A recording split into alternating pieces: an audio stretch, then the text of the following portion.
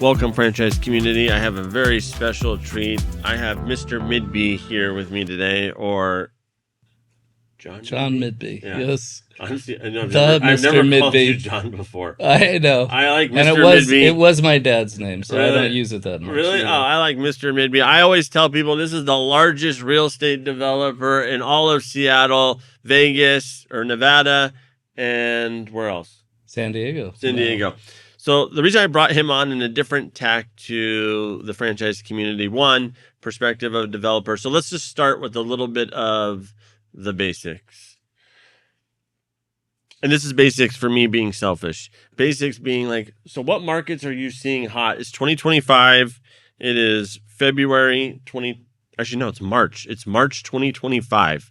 We're nearing the end of the first business quarter if you're measuring on that system. What markets are you seeing right now? In terms of cities? Or yeah, in terms of cities, towns. I mean, if you know towns, like what's that? San Diego and New York, I would say. San Diego and New York State. New York City. I mean, Brooklyn, obviously, but still Manhattan. Really? And what are you seeing? Is coming way What do back. you like? What makes you think that those markets are hot?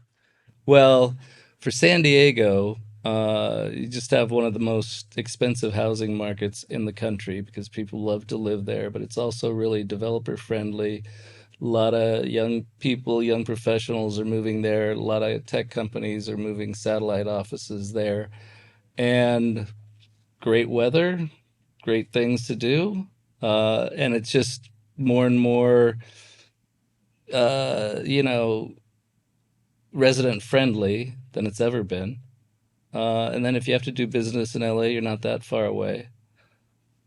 New York, I mean, it's so many of the boroughs have come back so heavily in Manhattan, even though Manhattan's kind of structured differently. Not as many people going into the office in as many places, Yeah. but there's still as many. There's more people visiting than there was pre-2019. And then Brooklyn's become so overpriced now. Once was underpriced compared to Manhattan, and now that's Long Island, Queens. Really? Long Island City? Yeah, Long Island City. LIC? Yeah, LIC, which is interesting because there's about 3 blocks of stuff to walk around. Right, I didn't get it. I was and then there's a huge train station that everybody goes to in the morning, and half the time it takes you a long time to get on a train to go to Manhattan. Yeah. But there's nothing really there except these tall buildings. But then a lot of families live there. Right. It's a different environment, but so much going on. I try to get items delivered from Long Island City to Manhattan, and the person's always like, no, I'm not delivering it. Real quick. So I'm always going to try to tie it back to franchise, and you play as it can play or not. So we see it as there's about 5,000 franchise brands out there, right? From home services to fast casual restaurants. Let's say in a market like a San Diego, like what on the business side do you think the city might still need? Well, like what opportunities are there for franchises there? It doesn't even, I mean, we'll just say franchise, but again, like what type of businesses do you think would do well right now based on what you're seeing in a San Diego or even a Brooklyn, I guess, too? Well, I know we were talking earlier about coffee shops and franchise and non-franchise coffee shops. I happen to go to a place called Copa Vida that started out in Pasadena, has expanded to San Diego. They do really well there. They're thinking about moving to New York for their next branches. Then also I think of high-end grocers like Erewhon. Mm-hmm. There's no Erewhon yet in Seattle, but I'm sure you know about that. Yeah. So they're going to, I think they're going to go to Brooklyn first. I think there is one in New York, right? I don't think yet. I don't know. I don't know. I've seen some like TikTok influencers. I don't know. I feel like but again, don't quote me on that. I actually don't know. They have big expansion plans. Really? In the past, they've moved very, very slowly, and now they're starting to move very, very fast. So you have to jump in on it whenever it comes to your neighborhood. Finally, you have to have your own influencer. I will get the. You're gonna figure out something that you can put on your Instagram. Strawberry. Yeah, I do want it. It's good. Yeah, I want to eat it. Their smoothies are good. Really? They're really expensive though. Midby, tell people about the basics of real estate development. And what does that mean on your end of the world? So real estate development is... Is that what you call yourself? A real estate developer, yeah. Real estate developer. Yeah. Like, what type of real estate developer are you? So usually that it's typed by class of buildings you make. Right. So ours are multifamily apartments and condos, senior living, and student housing. We also do some self storage. Self storage is the unsexy but profitable arm of most companies, most real Yeah. estate developers. Less risky, less expensive to build. But for whatever it is, I have to know what the city regulations are, know what it's going to take to go through and get all the approvals, find the land, purchase, put it under contract, work with the design teams, create all the plans, get it financed, get it through the city. The approval process, depending on the city, is a 2 to 5 year process. So that's actually the bulk of real estate development. That includes the design and includes getting the finance, but also I always thought like a real estate developer is kind of like a Hollywood producer, it is like a Hollywood right? Like, producer. is it not? I used to produce movies. Oh, really? That was a pre lifetime. So I like It's always very thought like I simpler, thought it very was right similar. because the producer's like wrangling money, talent, studio, like trying to figure it all out. Or I mean, or they can pick their lane, Yeah, but they right? got Be like, to. oh, I'm just a money guy or girl, That's true. you know. But But the main producer of the one any that go up film, on stage for the Oscars, they did yeah, a little bit more than just maybe money. yeah, they had to find the property, they had to hire everybody, they had to do the Yeah. financing, they had to do all that stuff, and that's another 2 to 5 year. Nobody seems to realize that that's a 2 to 5 to 10 year process. Yeah, I'm a psycho and believe I can do a movie in like, a weekend. Yeah. Well, it's okay. Time, quality, or money. Right. Pick two of those. Right. So if you want to do it fast, you just got to pay like 10 times what it should really cost to do it. That's true. I wish all of our customers knew that. And everyone wants their website done tomorrow. And the lowest price and Yeah. a discount. Do you know much about franchise businesses? We know it more from the side like we're trying to lease to somebody. We're looking for their credit worthiness. We're looking for something that fits the property. Yeah. We want them to be successful. So a lot of it is though really are they going to be able to pay in 5 years? Are they going to pay in 10 years? And whatever we expect for the building. Some buildings you expect that there to be a lot of turnaround, like these food courts. If you think you want to do food court development, don't really do it, but expect to have all sorts of turnover and spend money remodeling it all the time. So there's higher rents and so on and so forth. And then for the franchise that's there, is that worth it to them to pay a little extra for this space because there's all these other cool eateries there? Yeah.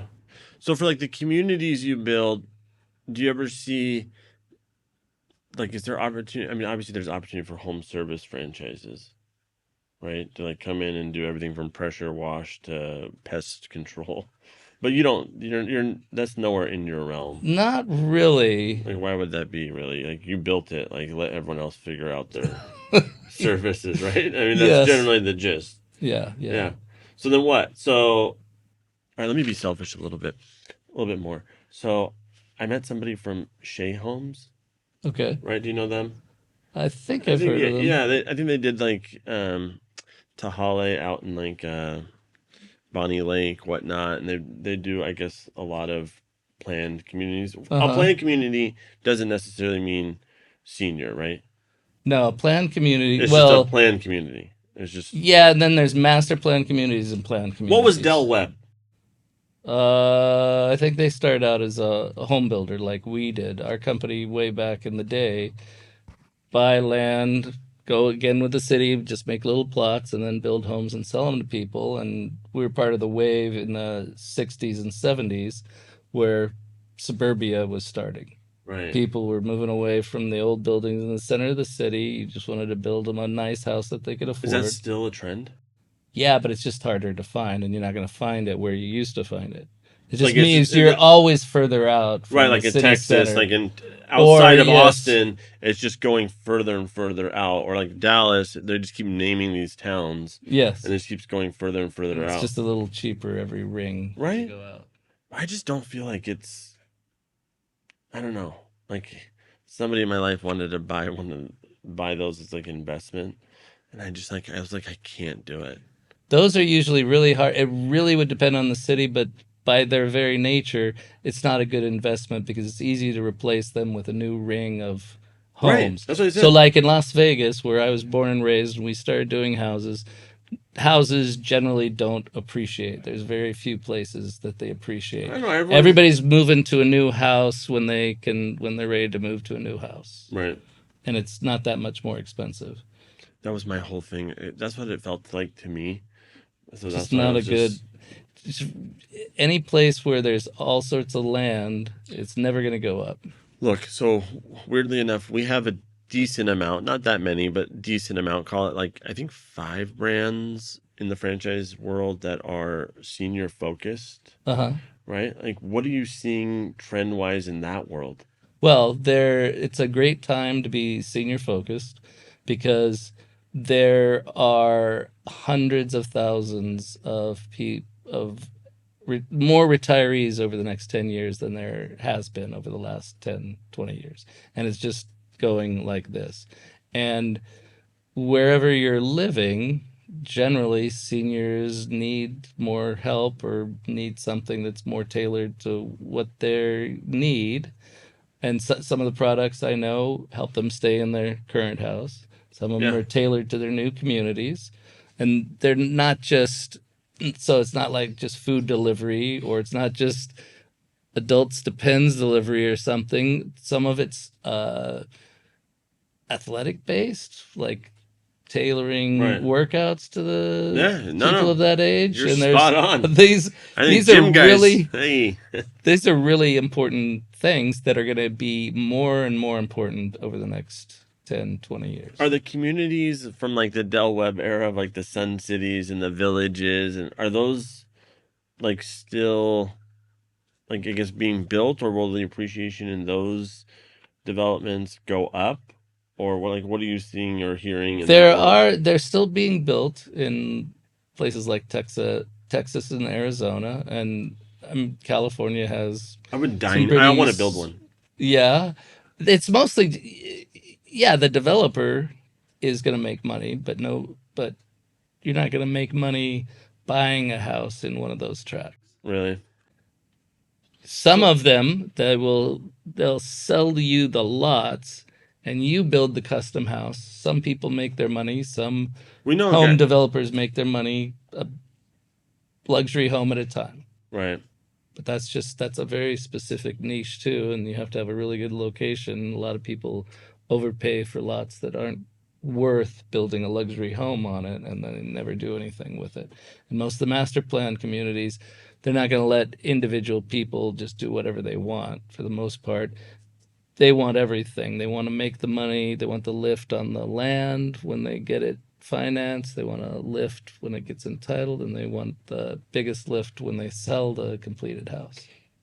In real estate, they always say location, location, location, right? Yes. I mean, Are you wanting to build on an Indian reservation? The land is very, very inexpensive, right. and there are some, but no.